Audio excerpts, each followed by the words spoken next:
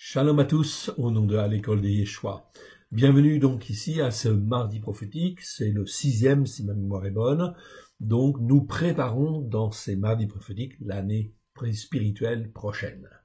Donc nous sommes là, comme vous le voyez en fait à l'écran, au 11e mois de cette année spirituelle. Donc il y a 12 mois dans l'année, donc il ne reste plus que 1 mois et demi avant effectivement la nouvelle année spirituelle, qui commencera donc le mercredi 23 mars 2022. Très important, car l'Éternel a dit dans la Torah, le mois de la Pâque, c'est le premier mois de l'année. Donc, selon le calendrier de Dieu, eh bien, effectivement, le mois de la Pâque, c'est le premier mois. Donc, nous terminons l'année spirituelle ici et nous préparons la nouvelle année spirituelle qui commencera donc très bientôt. Donc dans 2 mois prochains, et dans les 2 mois prochains, ce sera effectivement donc la Pâque, la nouvelle Pâque de l'année spirituelle à venir. C'est donc extrêmement important, je vous encourage donc à étudier la Pâque, à la célébrer si vous ne le faites pas déjà. Si vous le faites déjà, c'est très bien, c'est une très bonne chose, mais l'année spirituelle qui vient est une année en fait prophétique à souhait, effectivement, où beaucoup de choses vont se dérouler. De grands événements vont effectivement arriver sur la France, sur le monde, etc. Car l'Éternel veut secouer les hommes et les femmes afin qu'ils puissent se poser les bonnes questions et se tourner vers lui. Repentez-vous car le règne de Dieu est proche. Cette parole qui a été donnée il y a 2000 ans déjà, eh bien, effectivement, est tout à fait d'actualité aujourd'hui, car 2 jours, 1 jour est comme 1000 ans, et nous arrivons à la fin du 6e jour, donc nous arrivons dans une période qui va être une période extrêmement troublée, effectivement, de manière à ce que l'Antichrist puisse venir, et que le règne, en fait, du Mashiach puisse venir, en fait, ensuite, comme étant la victoire sur, en fait, toutes les ténèbres. Donc nous avons cette chance ou ce privilège d'être choisis aujourd'hui pour en fait accomplir en fait ici des temps prophétiques, et c'est donc extrêmement important d'être un peu plus au courant et d'être calé sur le calendrier de Dieu. Ici donc nous sommes au 11e mois donc du calendrier messianique du roi David. Comme en fait je vous le montre en fait là, ce calendrier en fait ici, vous le voyez, c'est le calendrier messianique 5781-5782, ok, et en fin de compte, il s'étale du 23 mars 2021 jusqu'au 22 mars 2022. Donc le mercredi qui va suivre, le 23 mars 2022, ce sera donc la nouvelle année spirituelle. Donc nous sommes là au 11e mois. Revenons donc à notre à notre semaine, à ce 11e mois. Et nous sommes là très précisément, en fait, ici, nous arrivons, le prochain Shabbat, eh bien, ce sera le 5 février 2022, comme vous le voyez là, et en fait, le prochain Shabbat, ce sera la paracha 15, la 15e paracha, Bo-Va. Cette paracha, en fait, elle termine les plaies de l'Égypte. Et elle montre effectivement la sortie des enfants d'Israël. Ok, comment les enfants d'Israël vont-ils sortir à main forte et à bras levés? De la même manière, ok, sur le plan spirituel et sur le plan prophétique, l'Éternel va faire sortir son peuple des ténèbres. Voilà pourquoi nous rentrons dans des périodes en fait spirituelles extrêmement fortes.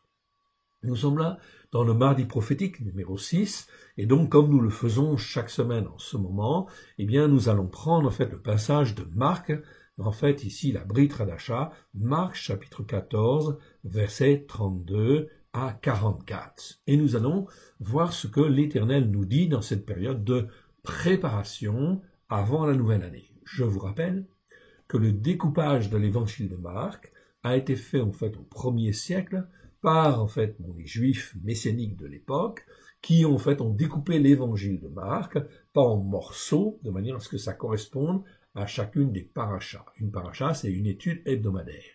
Ceci dans le but de préparer les uns et les autres à la venue en fin de compte du Mashiach, oui bien sûr.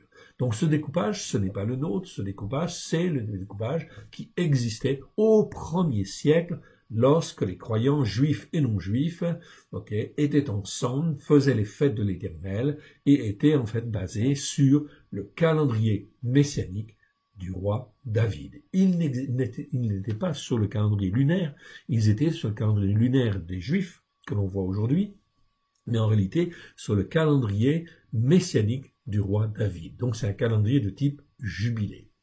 C'est la seule manière où les correspondances entre l'évangile de Marc, les fêtes de l'Éternel, mais aussi les parachiotes correspondent bien. Ça fonctionne très très bien.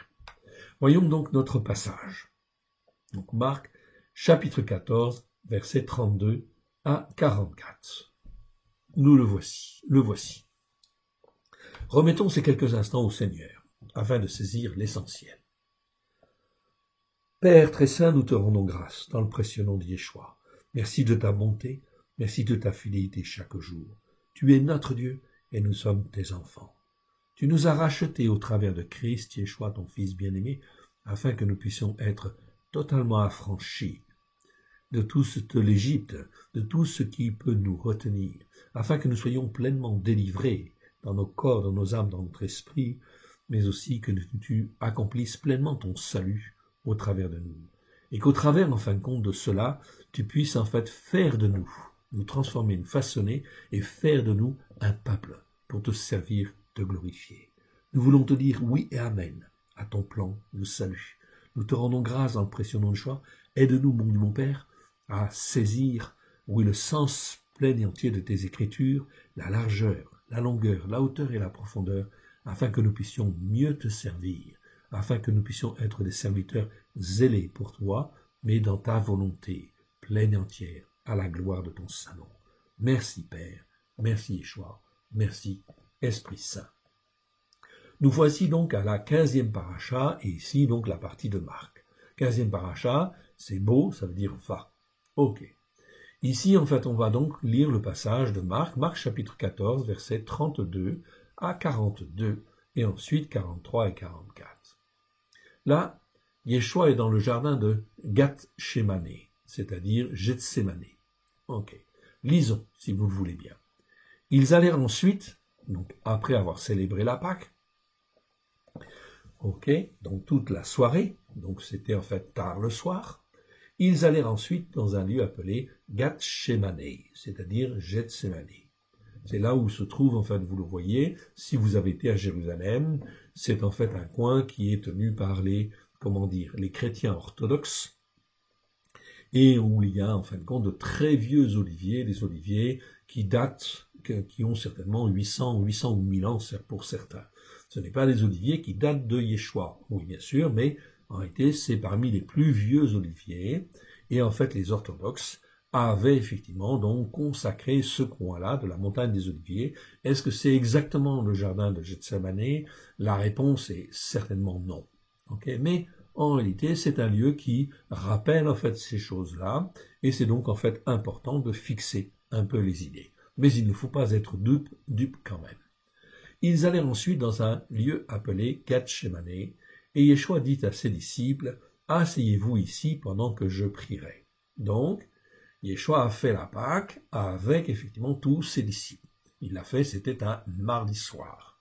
Mardi soir, pas un autre jour de la semaine, c'était un mardi soir. Voilà pourquoi, en fin de compte, dans le nouveau calendrier, eh bien, en fait, la nouvelle Pâque, eh bien, cela aura lieu, en fait, le 5 avril, le mardi 5 avril. L'avantage de ce calendrier, en fait, ici, messianique du roi David, c'est que, en fait, les jours sont toujours les mêmes, les Shabbats sont toujours au même endroit, les fêtes de l'Éternel sont toujours au même endroit, d'une année sur l'autre. Il n'y a que les dates du calendrier qui changent, calendrier grégorien ou calendrier lunaire. Tout cela, en fait, donc, fluctue. Mais dans le calendrier de Dieu, tout cela, en fait, est fixe. C'est donc extrêmement important de s'y familiariser.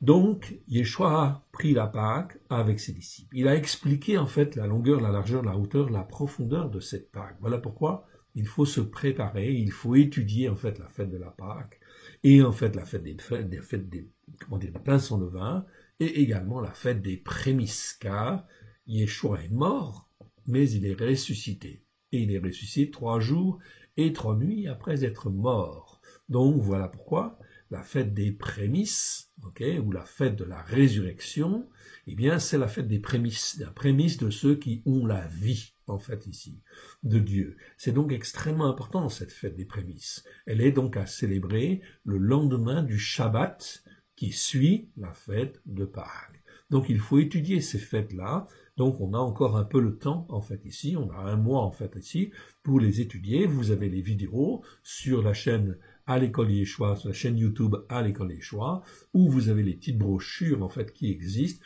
sur le site www.alécoleyeshua.com. Mais c'est extrêmement important de se familiariser, d'apprendre à rentrer dans l'obéissance et la soumission, en fait, à Dieu. Car les temps qui viennent, c'est des temps extrêmement importants où ça va bousculer. Et ça va bousculer dur, okay, très dur. Donc, Yeshua dit à ses disciples, donc il est là avec ses 12 disciples, et puis il leur dit, asseyez-vous là, ici, pendant que je prierai. Ensuite, eh bien, que fait-il? Il prend, okay, 3 de ses disciples, okay. Il prie avec lui Pétros, okay, Yaakov et Yohanan, afin qu'ils soient témoins. Pourquoi eux? En fait, bon, c'est le Seigneur, en fin de compte, qui décide, qui choisit, et en fin de compte, il les a en fait pris pour qu'ils soient témoins de ces choses. Il commença à être saisi de frayeur et à éprouver de grandes angoisses. Ok, cette parole, en fait, nous paraît un petit peu surprenante. On peut se poser la question, pourquoi, en fait, est-il saisi de frayeur et, en fait, comment est-il pris à ressentir, à éprouver de fortes angoisses? Ok, justement, à ce moment-là. C'est vrai que c'est la nuit où il va être livré. Ok, est-ce qu'il a peur, en fin de compte, d'être livré? Non, il le sait depuis très longtemps qu'il va être livré, qu'il va mourir, en fait, sur la croix. Tout cela, en fait, il le sait déjà, et il l'a déjà, en fait, accepté. Oui, bien sûr. Alors, en fin de compte, il dit, verset 34, il leur dit, « Mon âme est triste jusqu'à la mort. Restez ici et veillez. Restez ici et veillez. » Donc, il dit à ces trois-là, ok, restez ici et veillez. Priez et veillez. Puis, ayant fait quelques pas en avant, il se jeta contre terre et pria que s'il était possible, cette heure s'éloigne de lui. Okay. Non pas qu'il ne voulait pas mourir, mais il réalisait en fait ici que dans l'acte qu'il allait faire, le fait de se livrer comme l'agneau de Dieu, okay, se livrer au sacrifice, eh bien en fait par la suite, il y aurait des choses en fait très importantes lors de la résurrection, oui bien sûr, c'est ce que l'on va voir. Okay. Que cette heure s'éloigne de lui.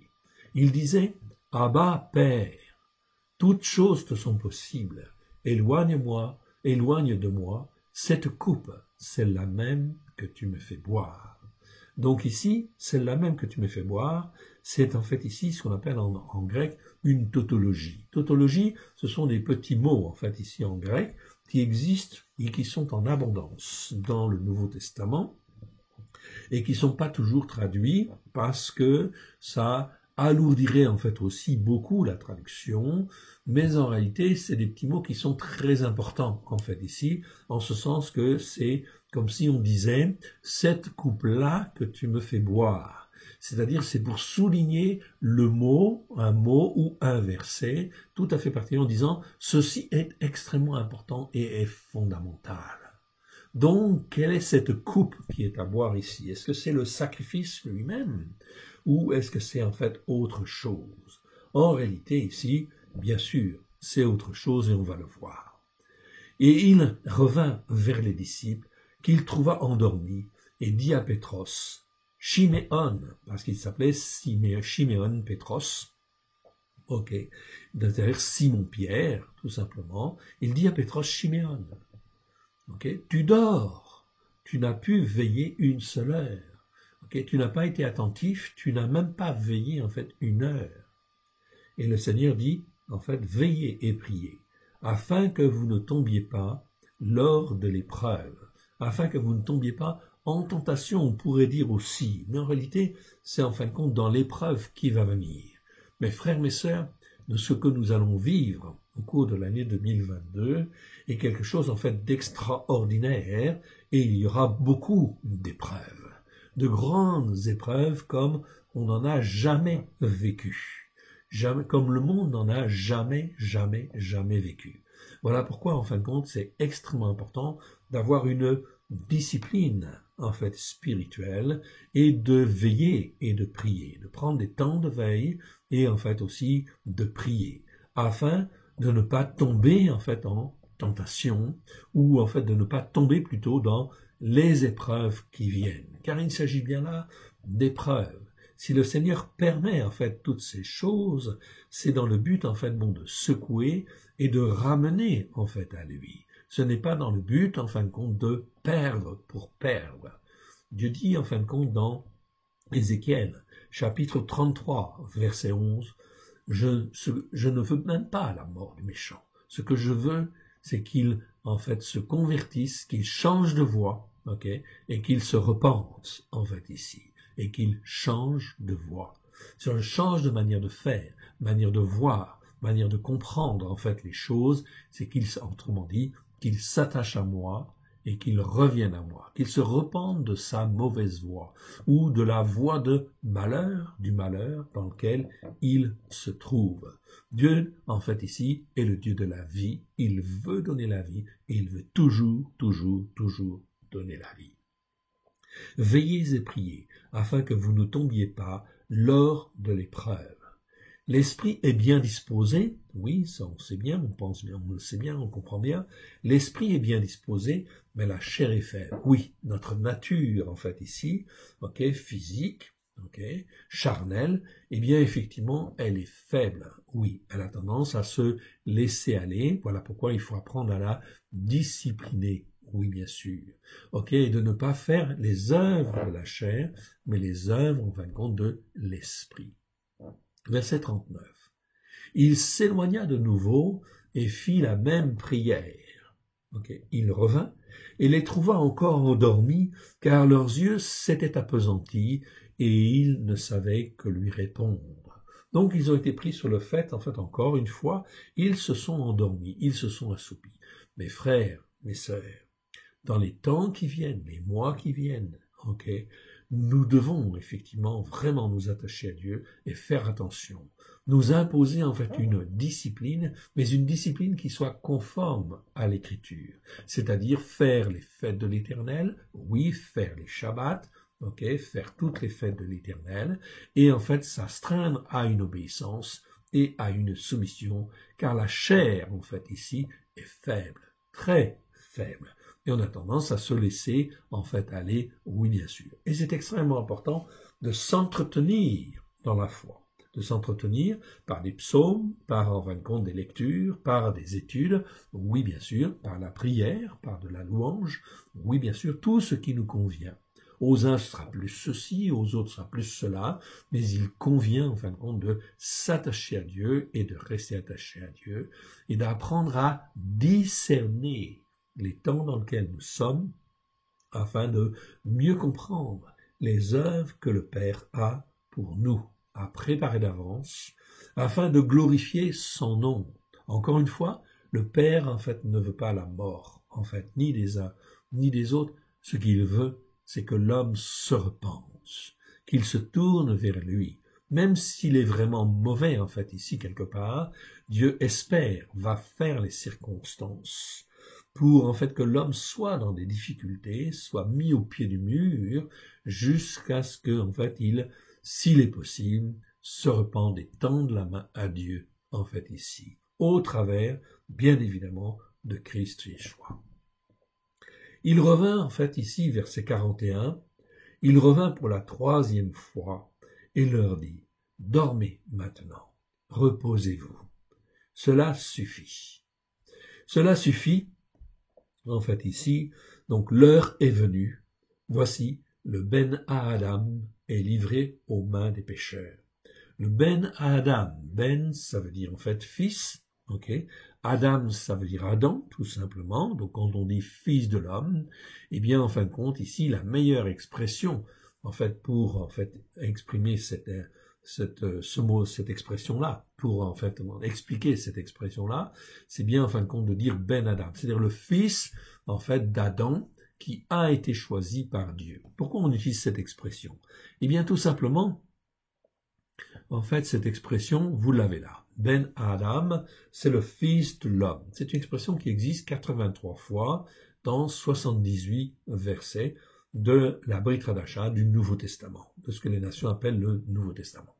C'est le fils d'Adam, en réalité. Dans ce verset-là, en fait, ici dans le psaume 80, verset 18, comme vous le voyez là en dessous, eh bien, en fin de compte, c'est le fils d'Adam que l'Éternel s'est choisi pour accomplir les promesses faites à Abraham, à Yitzhak et à Jacob.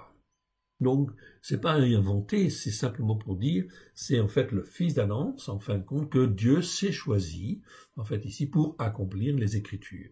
Yeshua, donc, en fait ici, il vient sur la terre, il est né, en fin de compte, d'une femme, de Myriam, bien évidemment, pour qu'il soit comme un Adam, c'est-à-dire comme un homme terrestre, oui, bien sûr, à l'identique, sauf qu'on va rajouter l'article A devant, c'est-à-dire HA, qui veut dire le.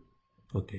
Le, en fin de compte, ici, c'est-à-dire, en fait, c'est le fils de Adam lui-même. En fait, ici, le fils d'Adam par excellence, si vous voulez, l'unique, si vous voulez, qui a été choisi pour accomplir les Écritures. C'est donc là quelque chose de très important. Dieu, l'Éternel Dieu, s'est choisi un fils d'Adam parmi tous les fils d'Adam, okay, pour accomplir les Écritures. Parce qu'il fallait que le Fils de Dieu naisse d'une femme, qu'il soit comme un homme, okay, pour nous montrer en fait comment il fallait obéir et comment il fallait se soumettre à l'Éternel Dieu pour que les Écritures puissent s'accomplir pleinement et faire les œuvres de l'Éternel. Il est venu montrer l'exemple. Donc il est un Ben Adam ou un Ben Adam, okay, comme parmi les autres. Okay, donc il est un Ben Adam comme les autres, mais il est celui, en fait ici, qui est par excellence, en fait, le fils d'Adam choisi par Dieu. Donc le Ben Adam. Donc pour accomplir les Écritures, pas autre chose, et accomplir ce qui est écrit. Donc il n'y a pas autre chose, en fait ici, à inventer, une autre histoire, une autre religion, etc. Non, c'est en fait ici l'écoute de la parole, la méditation de la parole, comment dire, le fait de l'étudier, de le comprendre en fait ici, la largeur, la longueur, la hauteur, la profondeur de l'écriture. Donc Dieu a accompli un plan, en fait, qu'il explique très clairement dans les Écritures, si du moins nous cherchons, bien sûr, à comprendre. Donc le fils d'Adam que Dieu s'est choisi, eh bien, il est en train d'accomplir, en fait ici, toutes les Écritures. C'est pour ça qu'en fait ici, voici, le Ben Adam est livré, en fait, aux mains des pécheurs. Levez-vous, allons, voici celui qui me livre s'approche. Donc on est vraiment, en fin de compte, là, dans l'accomplissement des Écritures, et Yeshua dit que là, tout est accompli, en fait, ici, maintenant. Cela va se faire. Alors, pour compléter, en fait, ici, ce passage, vous avez, en fait, ici, des références. Vous pouvez aller voir, en fait, ici, chacune de ces références, si vous le voulez. Toutes ces références, en fait, vous les avez dans notre traduction, en fin de compte, du Nouveau Testament. La traduction, en fait, ici, de la Brit Hadasha, qui s'appelle la Torah accomplie. Toutes les références, nous les avons laissées. C'est pourquoi que vous pouvez, en fait, ici, les étudier et les avoir dans le détail.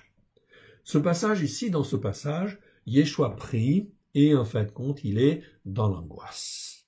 Ok. Pourquoi est-il dans l'angoisse? Dans certains passages, je crois que c'est dans Luc, en 22, il est même dit, en fin de compte, qu'il avait de telles angoisses qu'il, en fait, il avait comme des gouttes de sang qui sortaient, en fait, ici, de son corps, etc. Ok. Pourquoi? Tellement il était dans l'angoisse. Pourquoi était-il dans cette angoisse-là? Depuis, en fin de compte, depuis longtemps, Yeshua sait qu'il est venu pour, en fin de compte, s'offrir en sacrifice, qu'il est l'agneau de Dieu. Donc, c'est pas parce qu'il va être crucifié qu'il, en fin de compte, ici, va, en fin de compte, être dans cette angoisse-là. C'est parce que il sait qu'il doit passer par, en fait, la crucifixion. Il sait qu'il va ressusciter. Oui, bien sûr. Mais une fois qu'il sera ressuscité, il faut quoi? Qu'il se passe, et il faut que, une fois qu'il sera ressuscité, c'est-à-dire en fait ici, lorsque la fête des prémices aura eu lieu, c'est-à-dire 3 jours et 3 nuits, il va être 3 jours et 3 nuits dans le tombeau, donc il va mourir un mercredi, oui, mercredi après-midi, vers 15 heures, nous dit les Écritures, et en fin de compte, la Pâque, comment dire, rabbinique, la Pâque des rabbins, des pharisiens, elle va commencer juste après. Donc les sacrifices des agneaux vont avoir lieu à partir de 16 heures. Mais lui, il est mort à 15 heures, le mercredi.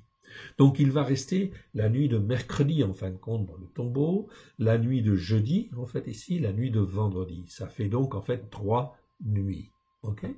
Comme il est mort à 15 heures, en fait, ici, 15 heures, en fait, le mercredi, 15 heures, en fin de compte, ici, donc le jeudi, ça va faire une journée, ok. 15 heures, en fait, le vendredi, ça va faire 2 journées, et 15 heures, en fait, le samedi, ça va faire 3 journées. Donc, Yeshua est ressuscité après les 15 heures, le jour du Shabbat suivant. Ok, c'est-à-dire, effectivement, la veille, en fait ici, du lendemain du Shabbat.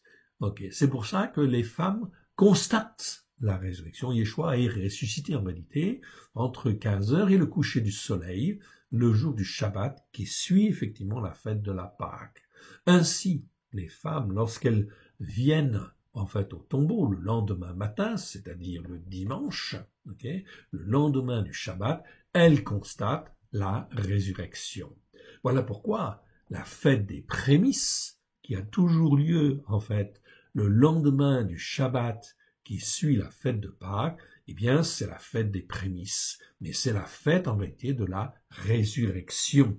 C'est donc extrêmement important de comprendre en fait cette dimension-là, car la fête des prémices est la fête de la résurrection, et Yeshua est les prémices en fait de ceux qui reçoivent la vie de Dieu, la vie spirituelle, avec la puissance du Saint-Esprit. C'est donc extrêmement important cette fête des prémices. Il faut donc la célébrer, oui bien sûr, et en comprendre en fait toute la dimension, la largeur, la longueur, la hauteur et la profondeur. Car il est les prémices de la vie. Yeshua est les prémices de la vie. Il reçoit la résurrection comme nous devons en fait ici recevoir aussi la résurrection. C'est une nécessité. Afin que Dieu nous arrache en fin de compte des ténèbres, nous arrache en fait des ténèbres, nous délivre en fait de nos chaînes, nous applique complètement le salut en fait dans nos cœurs et dans nos vies et fasse de nous son peuple. Son peuple à la gloire de l'Éternel, d'où la fête des prémices est quelque chose en fin de compte de fantastiquement intéressant et en fait qui malheureusement n'est pas célébré comme il convient. Voilà pourquoi la fête des prémices, c'est la fête de la résurrection, on célèbre la résurrection de Yeshua.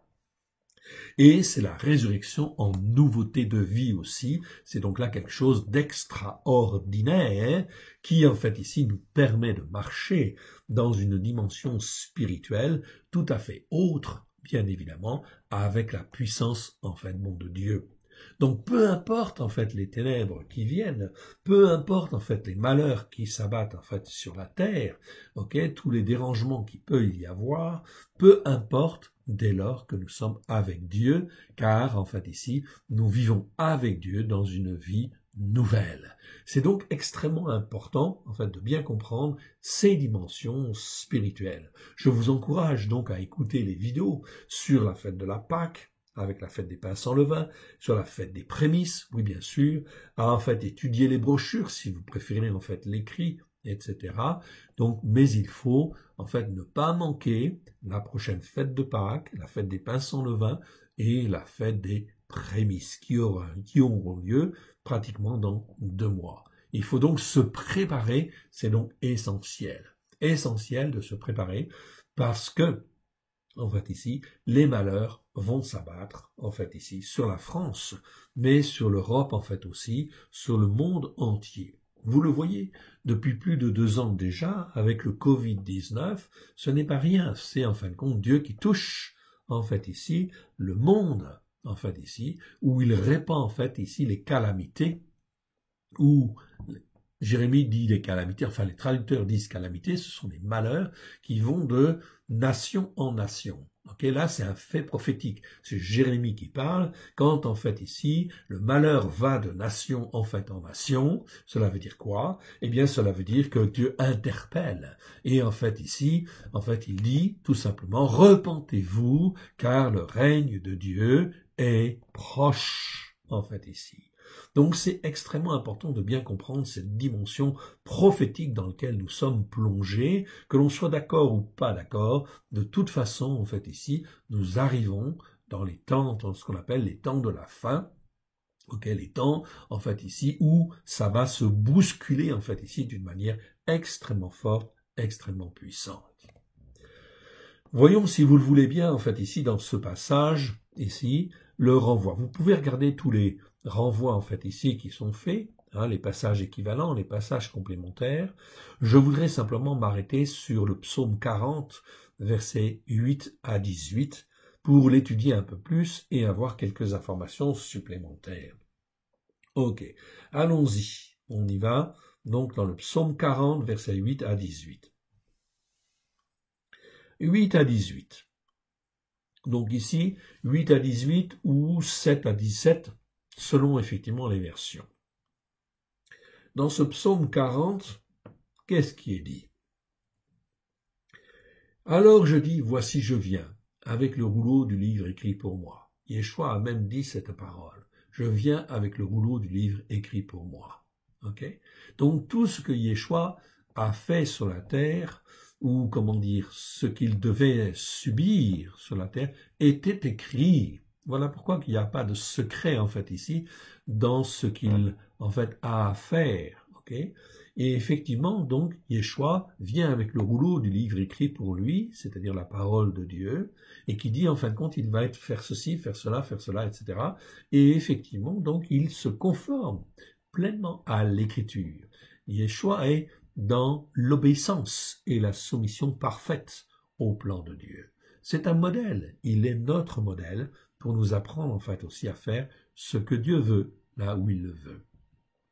Je veux faire ta volonté, mon Elohim, et ta Torah est au fond de mon cœur. Déjà, cela commence comme ça, Je veux faire ta volonté, mon Dieu, mon Elohim, en fait, il dit, Et il dit, et ta Torah est au fond de mon cœur. Donc, Yeshua, bien sûr, il a la Torah, en fait, dans le cœur. Donc, si nous sommes appelés, en fait, ici, à être transformés par la puissance du Saint-Esprit, la puissance de l'Esprit Saint, je préfère dire, eh bien, effectivement, à l'image, en fait, de Yeshua, si Yeshua, il a la Torah au fond de son cœur, cela veut dire que je dois avoir la Torah au fond de mon cœur.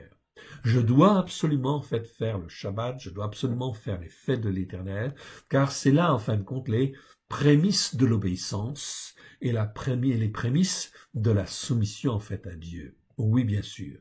Je dis bien, en fait, les prémices en fait, de la soumission à Dieu et les prémices, en fin de compte, de l'obéissance, en fait, à Dieu. Si Dieu dit qu'il faut faire le Shabbat, eh bien, je fais le Shabbat, c'est tout. Non pas parce que, en fin de compte, c'est seulement écrit, mais parce que je veux faire plaisir à mon Dieu. Donc, on doit être dans une obéissance dans le but d'être agréable à l'Éternel. C'est donc extrêmement important. Et notre nature charnelle, ou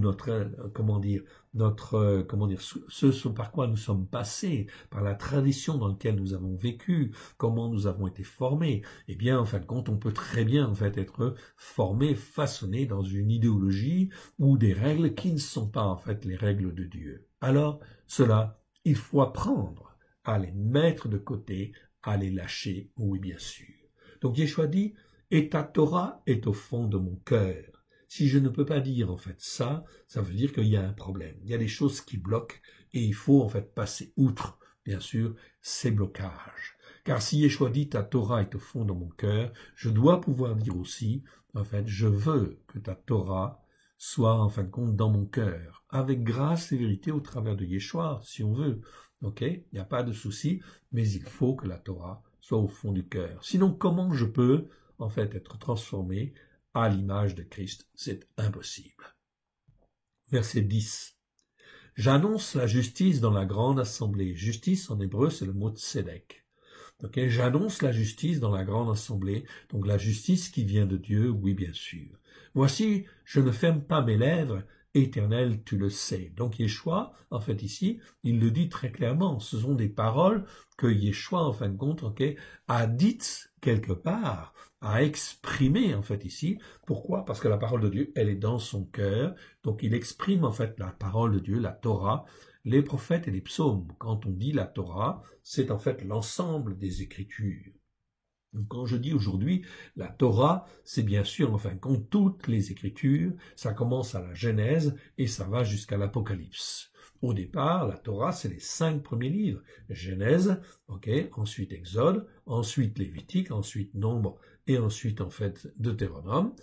C'est les 5 premiers livres qui sont le cœur même des Écritures, mais les rois ont vécu d'après, effectivement, en fait, la Torah.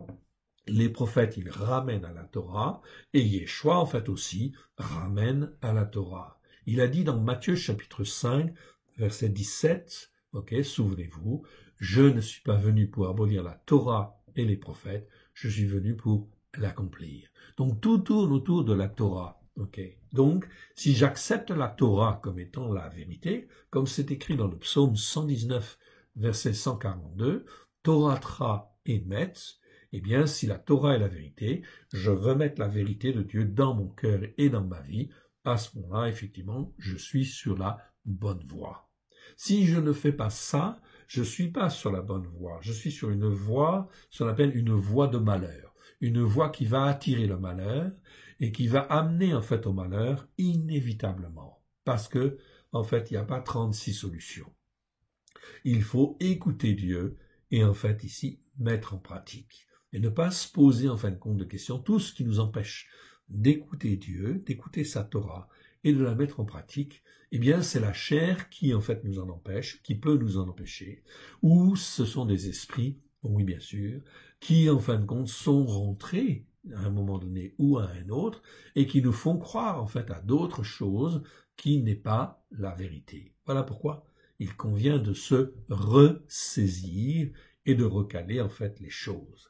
Voilà pourquoi, en fait, ici, nous avons appelé, en fait, le Nouveau Testament, que nous avons traduit, nous l'avons appelé la Torah accomplie, car elle doit être accomplie dans nos cœurs et dans nos vies. Quand Yeshua dit « Je ne suis pas venu pour abolir la Torah et les prophètes, mais je suis venu pour l'accomplir », c'est-à-dire la réaliser, en fait, ici, pour moi-même, mais aussi la réaliser pour, en fait, les uns et les autres. C'est-à-dire que tous ceux qui appartiennent à Dieu, et au travers de Christ Yeshua, eh bien, il faut que la Torah soit dans leur cœur, et en fait ici, soit dans leur vie. Voilà en fait ici un programme extraordinaire. Donc Yeshua sait très bien, en fait en réalité, qu'il va mourir, c'est écrit en fin de compte dans les Écritures, il sait qu'il va ressusciter, mais en fait aussi, il comprend aussi qu'après sa résurrection, eh bien, il reçoit tout pouvoir dans le ciel et sur la terre, afin que la Torah puisse être accomplie dans le cœur des uns et le cœur des autres. Voilà un travail, en fait, aussi, quelque part, qui est extrêmement important, car sans cette Torah dans le cœur et dans la vie des gens, eh bien, cela veut dire quoi? Il n'y a pas de bénédiction, ou peu de bénédiction, et voilà pourquoi c'est un travail, en fait, ici, extrêmement important. Et Yeshua a dit, je ne perdrai aucune brebis, en fait, que le Père m'a donnée. C'est donc là quelque chose de très, très, très important. D'où, effectivement, un travail extraordinairement, en fait, important, fondamental, qui, en fait, ici, peut susciter de l'angoisse, car Yeshua est responsable depuis en fait 2000 ans. Il est responsable en fait ici de la formation, de notre formation.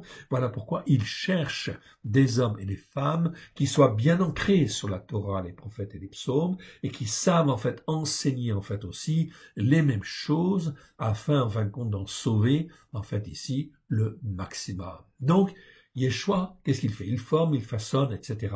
Il instruit et il cherche en fait des collaborateurs. Il cherche en fin de compte des âmes qui en fin de compte sont à lui pour en fait ici l'aider dans ce travail-là. Oui, bien sûr. C'est extrêmement important et fondamental. Je reviens un instant dans la Brit Hadasha et je voudrais vous montrer en fait ici un petit passage dans Jean, en fait, ici,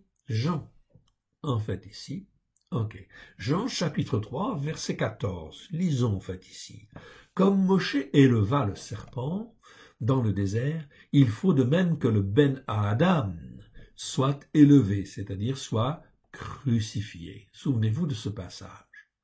Afin que, verset 15, que quiconque croit en lui ne périsse point, mais qu'il ait la vie éternelle. C'est-à-dire qu'en fait ici, il y a bien en fait une résurrection qui doit avoir lieu. Voilà pourquoi la Pâque qui vient est très importante, parce qu'elle nous parle de la mort, en fait ici, de Yeshua, mais elle nous parle aussi de notre mort, en fait en réalité, notre mort spirituelle, pour en fin de compte ressusciter, afin que quiconque croit en lui ne périsse point, mais qu'il ait la vie éternelle. Et que comme Christ, en fait, est ressuscité, eh bien, nous puissions, en fait, aussi ressusciter en nouveauté de vie, en fait, ici, et recevoir la vie éternelle.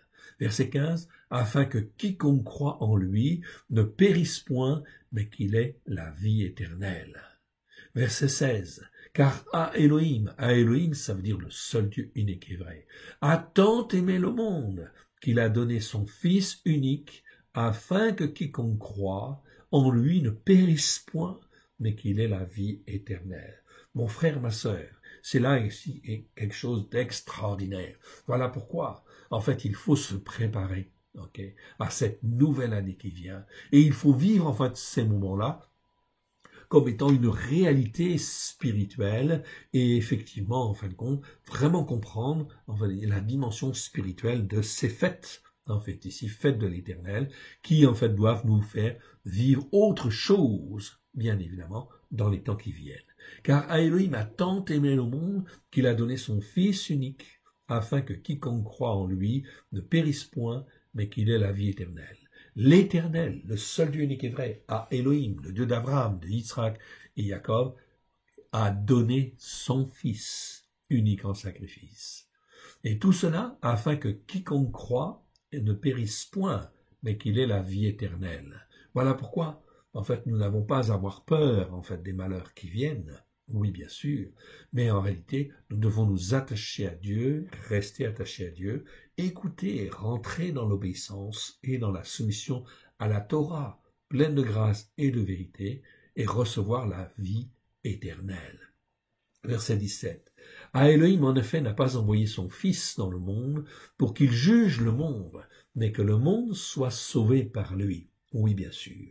Donc ici, la venue de Yeshua, il y a 2000 ans, est bien quelque chose d'extraordinaire dans le but, effectivement, de sauver, bien sûr, de sauver par lui. Si, en fin de compte, ce n'est pas par lui, eh bien, en fait, il n'y a pas de salut possible. Voilà pourquoi la Pâque, en fin de compte, elle est très importante. On rappelle toujours, en fait, ici, quand on célèbre la Pâque, les 4 coupes, en fait, ici, il y a 4 coupes que l'on lève pour glorifier Dieu, qui correspondent, en fin de compte, à Exode, chapitre 6, versets 6 à 7, où l'on parle, en fin de compte, de Dieu qui affranchit déjà, donc on va parler de la coupe de l'affranchissement. Ensuite, il parle de délivrance, c'est Dieu qui délivre des chaînes de l'Égypte, de tout ce qui peut nous retenir. Dans les ténèbres, eh bien, enfin, Dieu nous délivre de ces choses-là, effectivement. C'est le 2e verbe, je délivrerai. Le 3e verbe, c'est je vous sauverai, en fait, ici. C'est-à-dire que Dieu nous donne le salut éternel, en fait, ici, la vie éternelle. Il nous le donne, c'est un cadeau, c'est gratuit, si tu crois, en fait, ici, en celui qui est ressuscité. Et ensuite, 4e verbe, et je ferai de vous, en fait, mon peuple, c'est-à-dire que vous serez formés, façonnés, afin d'être mon peuple, afin d'avoir la Torah dans le cœur, d'être dans l'obéissance et la soumission. À Elohim, verset 17, en effet, n'a pas envoyé son Fils dans le monde pour qu'il juge le monde, mais pour que le monde soit sauvé par lui. Mon frère, ma sœur, cela fait 2000 ans. 2000 ans, en fin de compte, que le message est déjà donné. 2000 ans, en fin de compte, que la Torah, en fin de compte, ici, elle nous est révélée, pleine de grâce et de vérité au travers de Yeshua. Et en fait, ici, eh bien, est-ce que les hommes, en fait, écoutent? Non. Les hommes, par orgueil, font des religions, créent, en fin de compte, prennent ceci ou prennent cela, et se font, en fait, une religion, ils interprètent, mais ils ne sont pas dans la vérité. Parce qu'il faut avoir la Torah dans le cœur, avec grâce et vérité, au travers de Christ Yeshua. Verset 18. Celui qui croit en lui n'est point jugé. Donc ici, ça c'est très important. Celui qui croit en lui n'est point jugé, mais celui qui ne croit pas est déjà jugé parce qu'il n'a pas cru au nom du Fils unique de Elohim, du seul Dieu unique et vrai. Et ce jugement, la même, donc là, la même, c'est une tautologie, c'est outos en fait en grec, ça veut dire ce jugement en fait ici, dont on parle là, en fait ici, c'est pour insister. Une tautologie, c'est fait pour insister, en disant ceci est très important, fondamental, essentiel. Et ce jugement, c'est que la lumière étant venue dans le monde, les hommes ont préféré les ténèbres à la lumière, parce que leurs œuvres étaient mauvaises sous l'influence du malin. C'est très important en fait ici. Le jugement de Dieu, c'est en fait ici, okay, il s'applique si tu crois ou si tu crois pas. Si tu crois en fait dans le Fils de l'homme, le Fils, le Ben Adam, qui est mort et ressuscité en fait ici pour toi, dans ta vie, dans ton cœur, eh bien en fin de compte, pas de problème, tu as la vie éternelle et tu n'es pas jugé. Quoi que tu aies fait, puisque tu viens et que tu te repens, eh bien le Seigneur accepte et te donne la vie éternelle. Mais si en fait on ne croit pas, et si on ne met pas en pratique, voilà pourquoi les fêtes de l'Éternel qui arrivent sont essentielles, c'est comme des jugements. Tu fais, c'est bien, tu fais pas, tant pis pour toi. Et ce jugement-là même, c'est que la lumière étant venue dans le monde, les hommes ont préféré les ténèbres, c'est-à-dire, en fait ici, tout ce que le monde fait, ont préféré les ténèbres à la lumière, parce que leurs œuvres étaient mauvaises. Étaient mauvaises, mais en réalité ici, le mot, en fait vous avez une petite parenthèse, c'est en fait ici 54, en fait ici, c'est un indice, et effectivement dans le lexique, ici vous le trouverez, en fait à la référence 54, eh bien tu trouveras en fait le mot poneros. Poneros, en grec, ça veut dire mauvais, mais c'est mauvais sous l'influence du malin. C'est-à-dire qu'en fait, tu appartiens en fait au malin et en fin de compte, à ce moment-là, tu n'as rien à faire en fait avec Dieu. Voilà pourquoi il y a un choix en fait à faire. Donc, si vous voulez retrouver en fait ici ces versets-là, ces références, eh bien, effectivement, il n'y a pas de problème. Vous prenez en fait ceci et à la fin, vous avez un abrégé. Vous allez en fait au numéro 54 et au numéro 54, il y a le mot poneros en fait ici que je lis, qui existe 78 fois dans 72 versets. Et vous avez tous les versets où se trouve en fait ce mot poneros. Et le mot poneros nous parle toujours de choses mauvaises, mais mauvaises sous l'influence du malin. C'est donc extrêmement important de bien comprendre en fait cette dimension-là. Voilà pourquoi il faut choisir. Est-ce que je veux être avec Dieu ou est-ce que je suis contre Dieu? Revenons donc à notre psaume 40.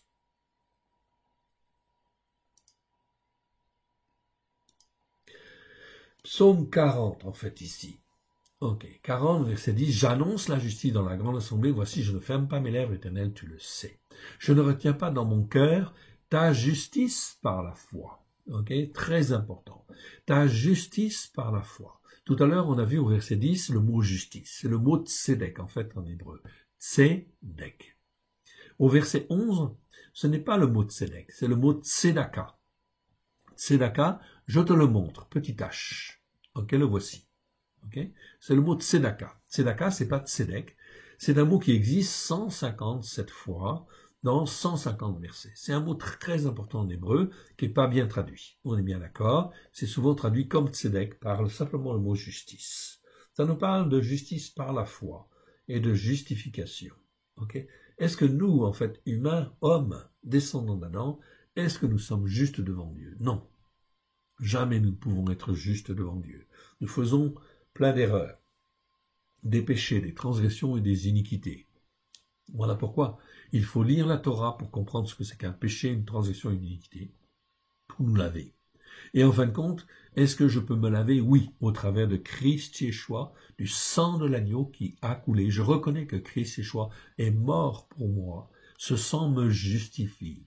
Son sang me lave de tous mes péchés, de toutes mes transgressions, de toutes mes iniquités. Quand je sais ces choses-là, je vois en fin de compte là la justice de Dieu s'accomplir au travers de Christ Yeshua pour moi. Dieu me sauve. Même si je ne suis pas juste, eh bien, en fait, le résultat, c'est que je me repens de mes péchés, de mes transgressions, de mes iniquités, et à ce moment-là, Dieu me justifie. Nous sommes là, en fait, ici, c'est très important, dans la même foi qu'Abraham. Nous sommes là dans la même foi qu'Abraham, et comme lui, nous pouvons être justifiés par la foi en la parole, en fin de compte, de Dieu, qui est le Christ. Oui, bien sûr.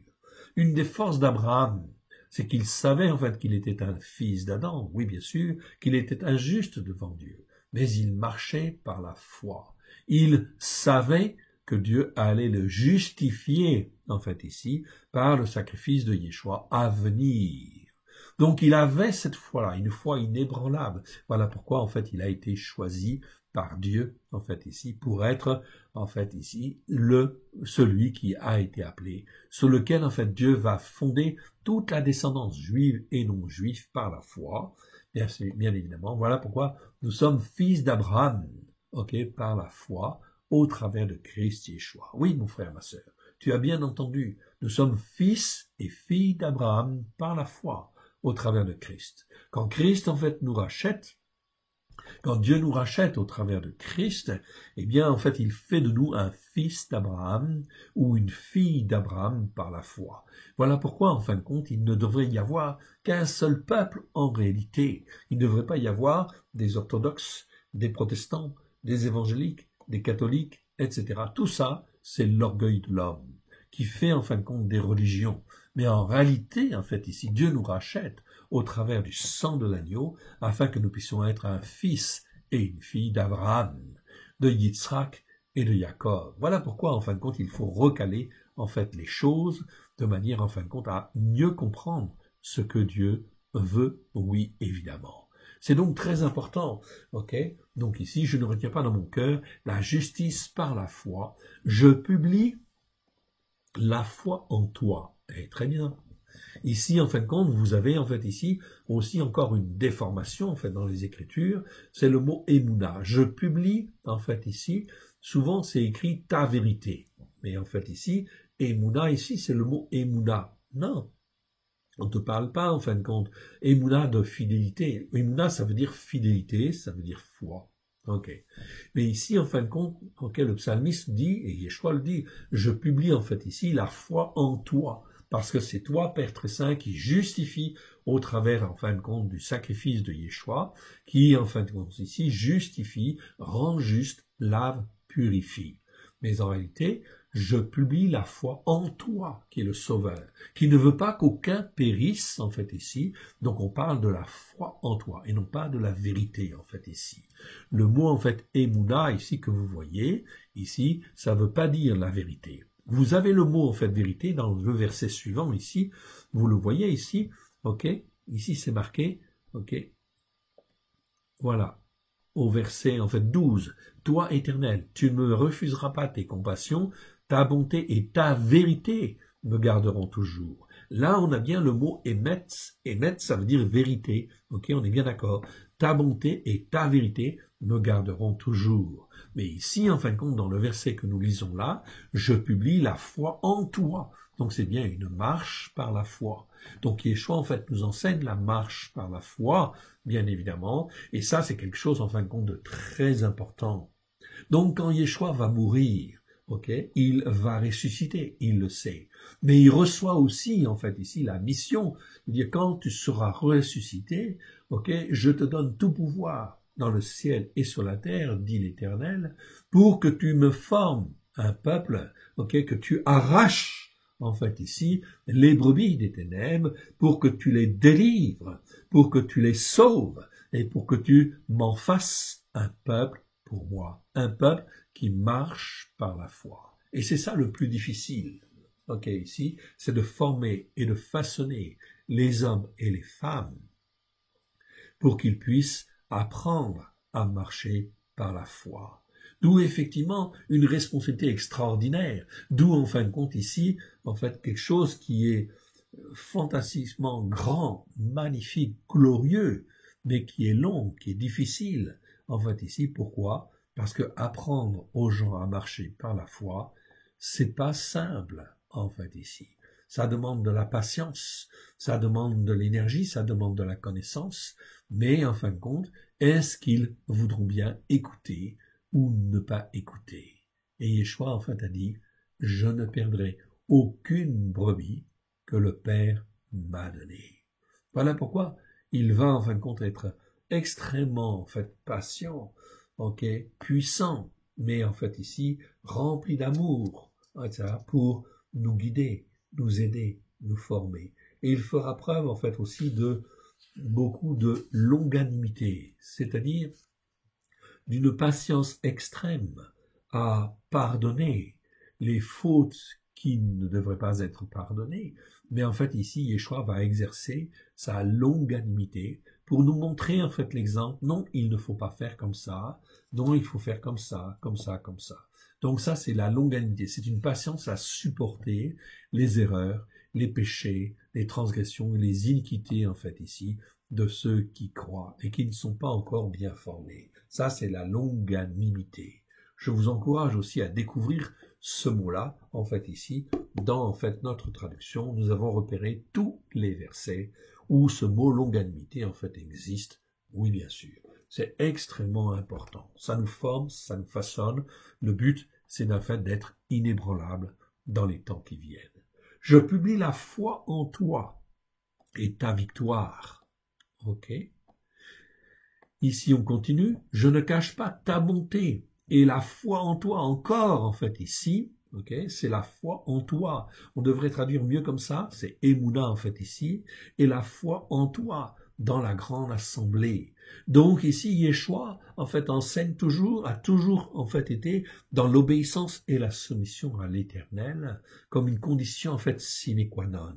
Et voilà pourquoi, en fait, il nous apprend aussi, en fait, à avoir cette même foi dans le Père, en fait, ici, la même foi que lui, il a, afin de nous apprendre à être entièrement dépendants du Père, au travers, en fait, de Yeshua. Donc ici, c'est mieux de dire, en fait, ici, je ne cache pas ta bonté et la foi en toi. C'est pas seulement la fidélité. Donc on pourrait dire, en fait, ici, la foi en toi, Emouna, ou ta foi, ou encore la marche par la foi en toi.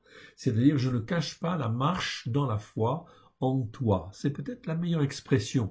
Comme en fait Abraham a marché, il a marché par la foi, eh bien nous devons aussi apprendre à marcher par la foi. Et cela prend du temps, ce n'est pas simple, mais c'est extrêmement important. Okay. À la rigueur, ce mot Emouna, on pourrait le laisser en fait et le traduire par en fait ta fidélité. Je ne cache pas ta bonté et ta fidélité.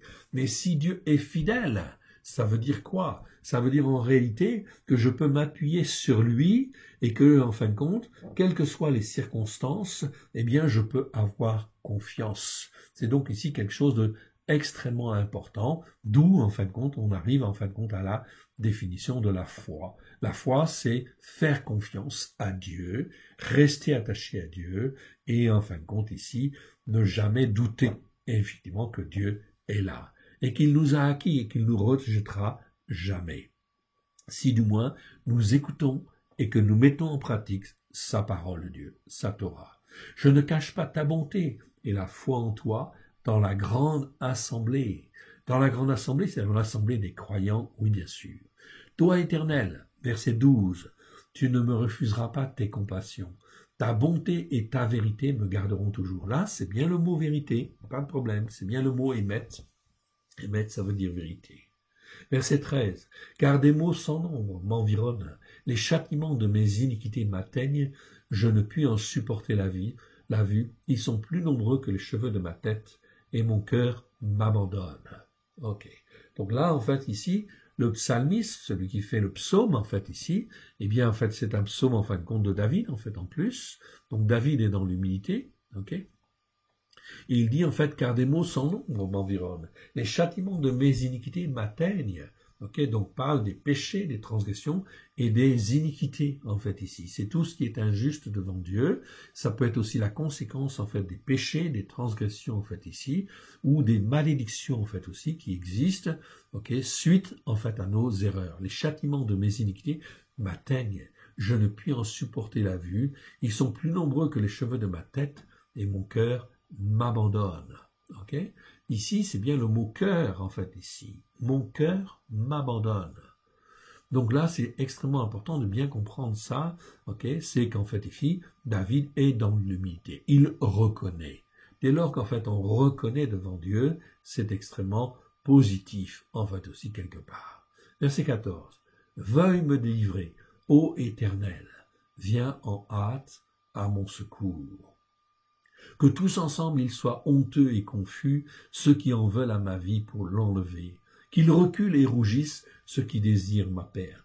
Qu'ils soient dans la stupeur par l'effet de leur honte, ceux qui me disent « Ah, ah !» Que tous ceux qui te cherchent soient dans l'allégresse et se réjouissent en toi. Donc David termine en fait le psaume en disant que tous ceux qui te cherchent soient dans l'allégresse et se réjouissent en toi. Que ceux qui aiment ta victoire disent sans cesse « Exalté soit l'Éternel ». Moi je suis pauvre et indigent, mais mon Adonai pense à moi. Mon Adonai. Adonai, en fait, ici, ça veut dire Seigneur, mais en réalité, c'est Seigneur au pluriel. Donc, en réalité, c'est toujours, en fin de compte, ici, une allusion au Père, au Fils et au Saint-Esprit. Voilà pourquoi, en fait, ici, c'est mon Seigneur au pluriel, quelque part. Okay? Donc, ici, on garde le mot Adonai pour dire que c'est bien un pluriel, mais en réalité, c'est Dieu. En fait, ici, bien sûr, c'est en réalité le Père, le Fils et le Saint-Esprit.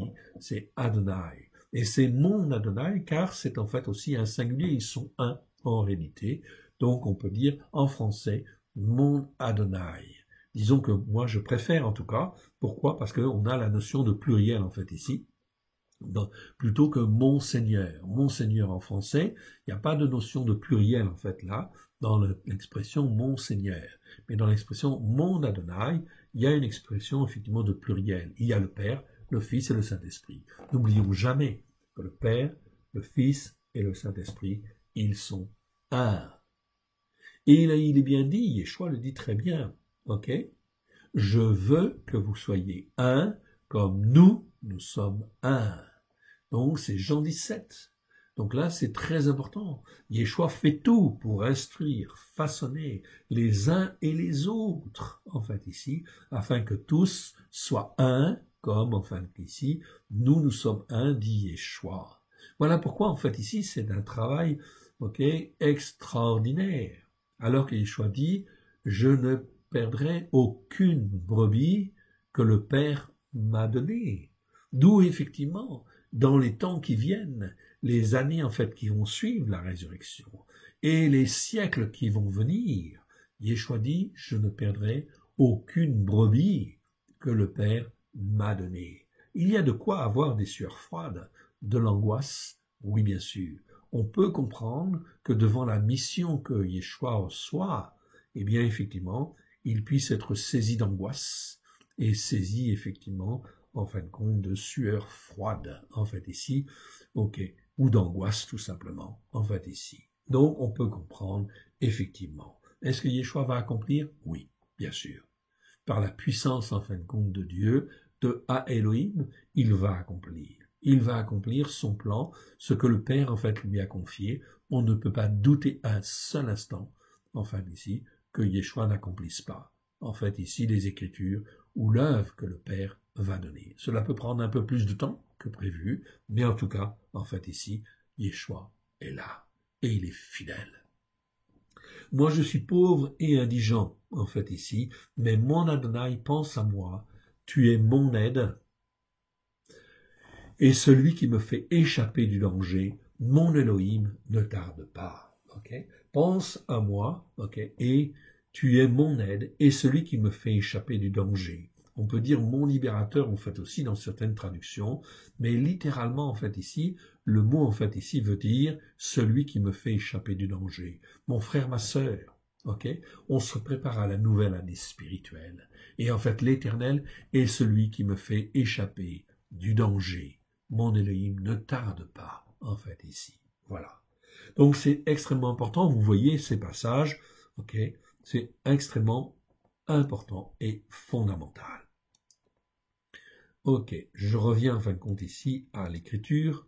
Ok, mauvaise influence. Je reviens donc à Marc 14, où on était en fin de compte dans notre passage, en fait, chapitre, comment dire, ok, dans la paracha 15. Voilà. Donc on était là. Et on est arrivé ici. Je vous le laisse en fait juste un petit instant. Vous avez donc à l'écran les autres références. Je n'ai pas eu le temps de parler en fait d'Ésaïe 50, versets 4 à 11, où Yeshua en fait ici, en fait montre un exemple de marche par la foi, oui bien sûr, où il place sa foi pleine et entière en fait en l'Éternel. Lamentation 3, versets 19 à 39, notre Adonai est fidèle. Oui. Ok, il est fidèle. Ok, donc comme il est fidèle, ok, il ne change pas. Il n'y a pas d'ombre de variation en lui. Donc je peux placer ma confiance en lui, ma foi pleine et entière sur lui. Je vous encourage à aller voir les autres versets, en fait aussi, comme Hébreux chapitre 2, versets 5 à 18. Le prince du salut est élevé à la perfection. Pourquoi? Par les souffrances. À la perfection, pourquoi? Pour montrer en fait l'exemple. Oui, bien sûr. Toutes les souffrances que nous pouvons vivre, ok, il convient effectivement de toujours s'attacher à Dieu. Et en fait ici, cela a une finalité. Dieu ne fait pas n'importe quoi. Il nous forme, il nous façonne dans le but de nous rendre meilleurs, de nous façonner en fait comme lui en fait le veut. Le prince du salut est élevé lui-même. Yeshua, en fait, lui-même, a été élevé à la perfection. Par quoi? Par les souffrances. Voilà pourquoi nous sommes, en fait, appelés aussi à certaines souffrances, oui, bien sûr, dans le but de nous façonner, de nous instruire, de faire de nous des hommes matures. Hébreux chapitre 5, versets 1 à 10. Il a appris la soumission par les choses qu'il a souffertes. Okay? Donc, il a appris la soumission. La soumission, l'obéissance, ce sont des choses qui s'apprennent. Je dois apprendre, ok, à me façonner, à être façonné. Versets 11 à 14 de ce même chapitre, c'est là une nourriture qui rend les hommes parfaits. Ok. D'autres références aussi existent. Ok, on va terminer avec en fait ici le passage donc de où Yeshua est trahi. Verset 43, il est dit en fait ici, et aussitôt, comme il partageait encore, arriva à Yehuda. Yehuda, c'est Judas, l'un des 12, avec lui une foule armée d'épées et de bâtons, envoyée par les Rachei à Kohanim, par les Sophrim, par les Ékénim. Okay. Donc Judas approche, il fait partie des 12, okay, et pourtant c'est un traître. Et il a été choisi en fait par Yeshua, parce que le Père lui a dit en fin de compte ici, non, tu choisis en fait Yeshua, tu choisis Yehuda, ok, afin en fin de compte qu'il soit en fait parmi les 12. Tout cela est pour nous montrer en fait ici qu'il peut y avoir en fait ici parmi nous des traîtres, oui bien sûr, ou des gens qui abandonnent, oui, ok, ou même des traîtres qui ici en fin de compte vont monnayer pour de l'argent en fait ici, vont monnayer la traîtrise. Et il vient avec une foule armée de bâtons. Je vous rappelle que Yeshua, il est venu en fait dans le jardin en fait ici de Gethsémani sur la montagne des Oliviers. Il était seul avec les 12 tout simplement et ils ne sont pas armés. Et en fait Judas vient avec une foule, oui, armée d'épées et de bâtons. Pourquoi? Parce qu'il avait peur en fait aussi des réactions en fait autour de lui, parce qu'en fin de compte ici, eh bien il lui en voulait, parce que c'est en fait ici l'œuvre du malin, l'œuvre des œuvres mauvaises sous l'influence du malin. Et le malin voulait détruire, bien sûr, l'œuvre de Dieu, mais il n'a pas pu. Envoyé donc par les Rachei à Kohanim. Rachei à Kohanim, ce sont les principaux sacrificateurs, donc toutes les autorités religieuses. Mon frère, ma sœur, si tu t'attaches à la Torah et que tu la mets en pratique, bien sûr, il va y avoir beaucoup d'opposition autour de toi, parce que ça va déranger, parce que ça dérange en fait les institutions, parce que ça dérange les responsables en fait spirituels en place. Peu importe, il faut continuer, placer sa confiance en fait en Dieu. Ici, les Rachei à Kohanim, ce sont donc les principaux sacrificateurs qui sont en fin de compte dans des ordres religieux, si je puis dire, c'est-à-dire des ordres qui sont institués, mais en fait non pas par Dieu, où l'emprise de la chair, c'est-à-dire de l'homme, est très forte, et où l'emprise en fin de compte de Satan est aussi très forte. Par les sophrim, ce sont les scribes, c'est tous ceux qui aident, qui instruisent, qui façonnent, qui enseignent en fait le peuple, en réalité, à rester dans la Torah. Voilà pourquoi eh bien les sophrim sont effectivement là, parce qu'ils font partie d'un système, et qu'en fait Yeshua, eh bien, remet en cause le système. Et par les Zekenim. Zekenim, ce sont les anciens qui sont là, et qui maintiennent, entre guillemets, la tradition. Donc, même chose, nous aurons à combattre, en fait, ici, contre cela, avec sagesse et intelligence, oui, bien sûr. Jamais avec l'épée, jamais par la violence. Celui qui le livrait avait convenu avec eux d'un signal, en disant « Celui à qui je donnerai un baiser, c'est lui. Saisissez-le et emmenez-le avec sûreté. » En fait, ici. Donc, Judas va venir, et va venir dans l'hypocrisie la plus totale, et il va embrasser, en fait, Yeshua, et là, en fin de compte, tout le monde saura que c'est, en fait, ici, le Yeshua, qu'il faut saisir. Dieu l'a permis. Est-ce que vous voyez Yeshua se rebeller? Est-ce que vous voyez un des disciples, en fait, ici, se rebeller? Non. Ok. C'est la volonté de Dieu. Dieu le permet. Parce qu'il faut que Yeshua soit crucifié. Mais la puissance de Dieu va faire que 3 jours et 3 nuits plus tard, c'est-à-dire à la fin du Shabbat qui va suivre la fête de la Pâque, voilà pourquoi c'est extrêmement important, en fait, ici, de saisir l'occasion ici, si nous faisons, en fait, le repas, en fait, ici, de la Pâque le mardi soir, ou éventuellement pour ceux qui ne peuvent pas le lendemain, très bien, eh bien, en fait, vous pouvez le faire, eh bien, effectivement, dans ce cas-là, vous pourrez constater que la nuit du mercredi, jeudi et vendredi, Yeshua la passe dans le tombeau. Comme il est mort, en fait, à 15h le mercredi, en fait, jusqu'à jeudi, ça fait, en fait, une journée, jusqu'à vendredi, une journée, jusqu'à samedi, en fait, ça fait 3 jours, donc il est ressuscité à 15h le samedi suivant, c'est-à-dire entre 15h et, en fait, la tombée de la nuit, mais les femmes ne constatent effectivement la résurrection que le lendemain du Shabbat, qui suit la fête de Pâques, on est là dans la fête des prémices, ou la fête de la résurrection. Et là, toute la gloire de Dieu, en fait, ici, en fait, se révèle, la puissance, en fin de compte, de Dieu, la puissance de la résurrection, montrant aux uns et aux autres que Dieu est capable de nous ressusciter des ténèbres, de nous ressusciter, en fait, du monde dans lequel nous sommes, okay, afin que nous puissions être en nouveauté de vie, à la gloire de son saint nom. Eh bien, je vous souhaite bon courage, je vous souhaite bonne lecture, bonne écoute, bonne étude, et en fait, tous mes meilleurs vœux, en fait, ici, pour les temps qui viennent, ok, accrochez-vous, ok, étudiez, persévérez, et en fin de compte, imposez-vous une discipline de prière. Dans les temps qui viennent, c'est extrêmement important et fondamental. Mais surtout, venez en fin de compte sur la Torah, les prophètes et les psaumes. Étudiez la Torah, mettez-la en pratique dans ce que vous comprenez avec simplicité de cœur, mettez-la en pratique, l'obéissance et la soumission. C'est extrêmement important.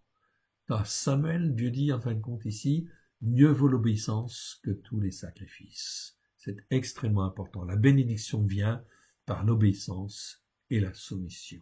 Que l'Éternel Dieu vous bénisse et vous garde. On termine par une petite prière. Merci Père très saint de ta bonté, de ta fidélité chaque jour. Merci Seigneur pour tout ce que tu nous as donné aujourd'hui, que nous puissions en saisir la largeur, la longueur, la hauteur et la profondeur à la gloire de ton saint nom. Aide-nous, mon Dieu, mon Père, à te faire plaisir dans le précieux nom de Yeshua, car nous voulons être à toi et rien qu'à toi dans les temps qui viennent. Ouvre les yeux de nos cœurs et les oreilles de nos cœurs, afin que nous puissions mieux t'entendre et mieux voir les œuvres que tu as préparées d'avance, afin de te glorifier, toi le seul vrai Dieu, et celui que tu as envoyé. Alléluia. Amen. Que Dieu vous bénisse et Dieu vous garde. Shalom à tous.